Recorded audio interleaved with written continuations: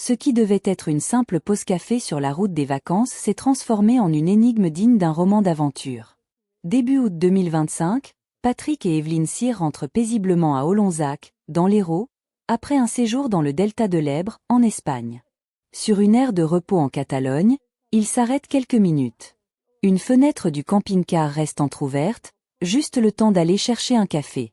Rien d'alarmant. Leur chat, Filou, a l'habitude de se cacher pour dormir.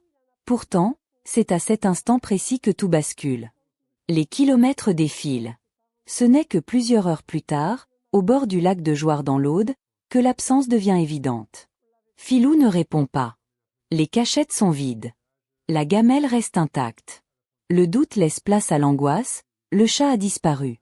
Dès le lendemain, le couple fait demi-tour.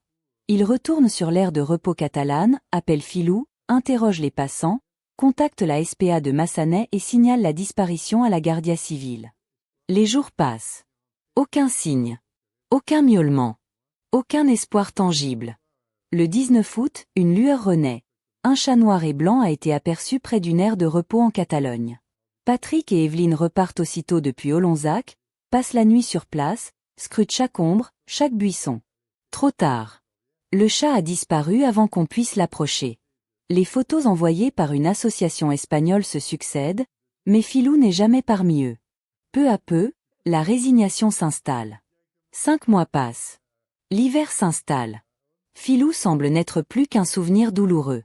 Puis, le 9 janvier 2026, l'impensable se produit. Une femme prénommée Hélène, habitante d'Ompe, un village voisin d'Olonzac, prend contact avec eux. Elle affirme avoir recueilli leur chat.